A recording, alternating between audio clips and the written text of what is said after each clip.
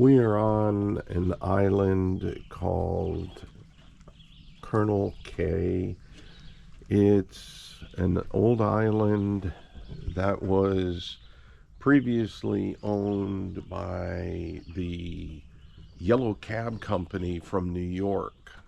The owner of the Yellow Cab Company had this as his, I guess, cottage for the summer, and it now belongs to Canada and it's part of their Parks Canada system. This reminds us a lot of cruising in the Seattle area, where there's a lot of Washington state parks that have docks and mooring balls.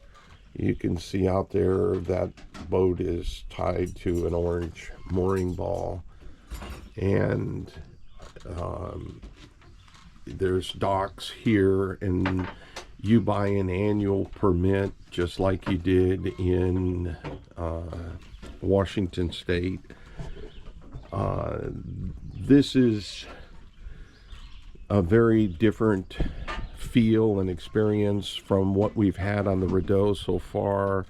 The Rideau has been mainly canals, and we've been through 35 locks so far. It's day after day after day of going through locks in a canal system. And this has now opened up into lakes and islands all over. Around the corner there, we take the dinghy back up in there, and there's kind of a hidden lake back up in there. There's housing on some of these islands, like you can look way over there and you see that boat it's like an old 1970 60 foot Chris Craft, and the guy lives on an island there. The water here is fantastically clear. If you can see the bottom, it is just phenomenal how the water is so clear here. When we arrived, we were greeted with a big snapping turtle came up and was begging for food. The Canadians, this is kind of one of their hangouts,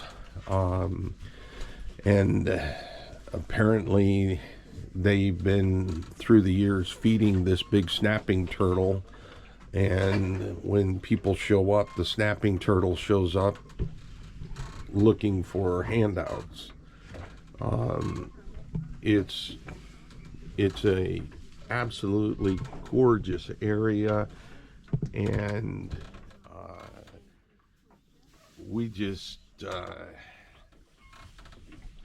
kind of had not expected this.